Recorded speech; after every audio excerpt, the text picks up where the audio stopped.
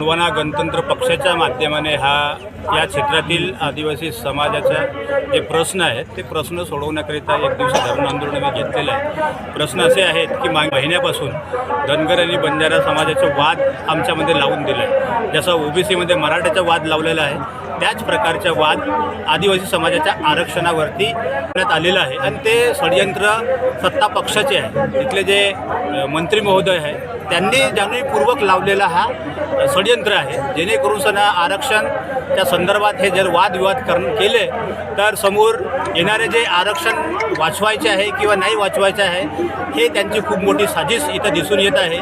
परंतु आम्ही असं होऊ देणार नाही, कारण की आरक्षण हा कोणी त्यांनी दिलेला एक महाप्रसाद नाही आहे।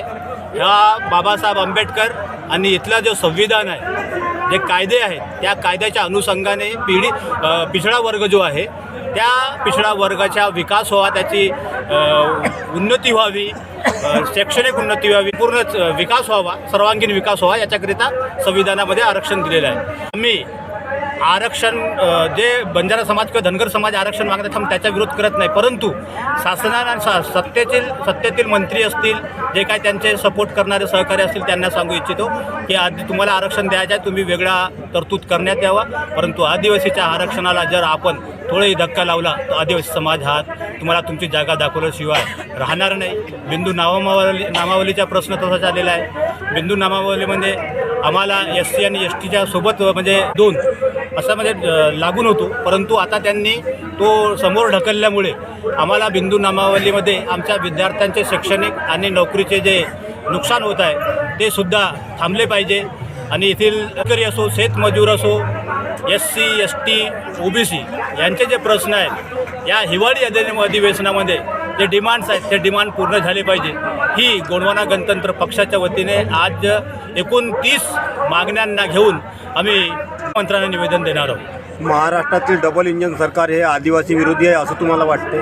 बिलकुल वाटते, कारण की आदिवासी आता तुम्हाला संपूर्ण महाराष्ट्राची नाही तर मी तुम्हाला संपूर्ण भारताची घटना सांगतो। जिथे कुठेही जंगल तोडलं जात असेल तिथं विस्थापित आदिवासीला केलं जात आहे। अदानी अंबानीला सेठ सावकार बनवण्याकरिता जिथं कोल माईन असेल किंवा खदान असेल तिथे विस्थापित आदिवासीला केलं जात आहे।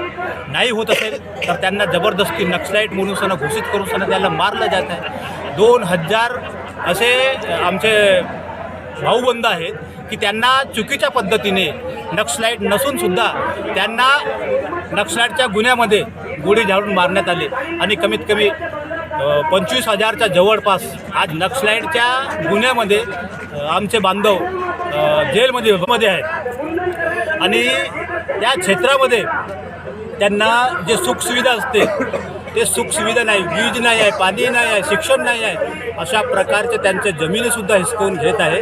तर हे दुसरं कोणी सरकार करू शकत नाही, जे आदिवासी विरोधी सरकार असेल तेच हे पाऊल उचलू शकते आणि ते आज जे सत्तेमध्ये सरकार आहे त्याच्यावर आमचा आरोप आहे। जंगल जमीनचे अधिकार जे आहेत ते संविधानामध्ये ऑलरेडी आम्हाला म्हणजे आम्ही यातले मालकच आहोत, आम्हाला संविधानात त्यामुळे संविधानाने जल जंगल जमीनचे मालक कोण तर या देशाचे आदिवासी म्हणून त्यांनी आम्हाला इन्क्लूड केलेलं आहे। आणि आज जल जंगल जमीनच धोक्यामध्ये आहे आणि इथले लोकसुद्धा धोक्यामध्ये आहे। जंगल वाचवलं आम्ही ना, या क्षेत्रामध्ये जमीन वाचवलं आम्ही ना, आणि आज सत्तेमध्ये जे लोक आले ते जंगलही कापत आहे आणि ते लोक जमिनीसुद्धा अदानी अंबानीला कवडी मोल भावामध्ये विकत आहे. अरे मग हा समाज, जो समाज या जगामध्ये पहिल्यांदा आला, पोशिंदा आहे सर्वांच्या, आणि त्याच समाजाने जमीन वाचवलं, जंगल वाचवलं, आणि आज तुमच्या हातामध्ये सत्ता आली तर तुम्ही विकत आहे. हे चुकीचे शासन निर्णय BJP सरकार काढत आहे. आता त्यांनी एक GR काढलेला आहे की भाडेतत्वावरती आदिवासीची जमीन लीजवर घेता येईल 50,000 एकरीप्रमाणे. हा किती मोठा चुकीचा निर्णय आहे. जेव्हा की म्हणते की आदिवासीची जमीन किंवा कायदा 1985चा आहे, महसूल अधिनियम ॲक्ट, तर त्यामध्ये लिहिलेलं आहे की आदिवासीची जमीन दुसऱ्या कोणत्या व्यक्तीला घेता येत नाही. मग असा निर्णय काढत असताना त्या कायद्याचे त्यांनी वाचन करायला पाहिजे बावनकुळे साहेबांनी. आणि जर समजून द्या असेच कायदे तुम्हाला देशामध्ये लागू करायचे आहे तर मग असंच हिसकून घ्या ना आमच्या जमीन, आमची जमीन अशीच हिसकून घ्या तुम्ही.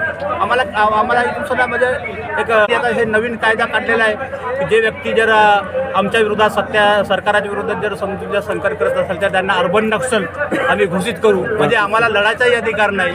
आमची जे वस्तू आहे, खरी वस्तू म्हणजे आमची स्वतःची मालकी जमीन आहे, ते सुद्धा तुम्ही म्हणजे या प्रकारे हिसकवायला लागले असाल आणि आमच्यावर इतकं मोठा अन्याय करत असाल.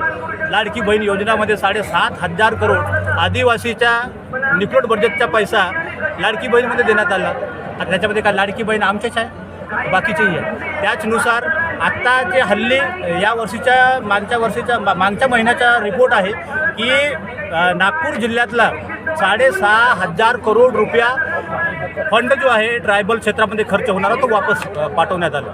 किती मोठी शोकांतिका आहे.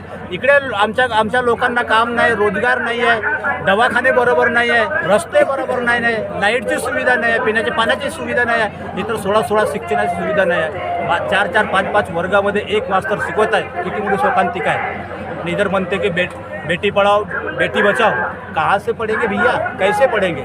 आपकी नीति भी तो साफ होना चाहिए, और जिसकी नीति साफ नहीं है वो कभी इस गरीब वर्ग के लिए, SC ST OBC वर्ग के लिए अच्छी बात सोच नहीं सकता.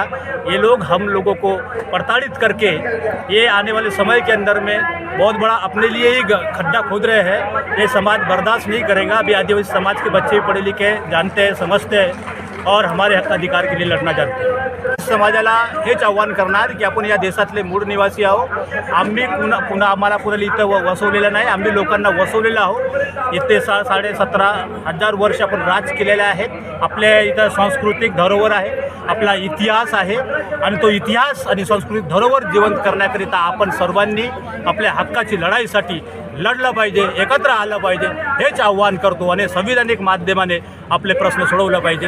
जय सेवा, जय गोंड. जितेंद्र पाटीलच्या दादा हिरासिंग मरकाम अमर रहे, अमर रहे, अमर रहे. दादा हिरासिंग मरकाम अमर रहे, अमर रहे, अमर रहे. हरीश उइके जी आगे बढ़ो, हम तुम्हारे साथ हैं. हरीश उइके जी आगे बढ़ो, हम तुम्हारे साथ हैं. संविधान की रक्षा कौन करेगा, हम करेंगे, हम करेंगे. प्रकृति की रक्षा कौन करेगा, हम करेंगे, हम करेंगे. महापुरुषों का सम्मान कौन करेगा, हम करेंगे, हम करेंगे. महिलाओं की रक्षा कौन करेगा, हम करेंगे, हम करेंगे.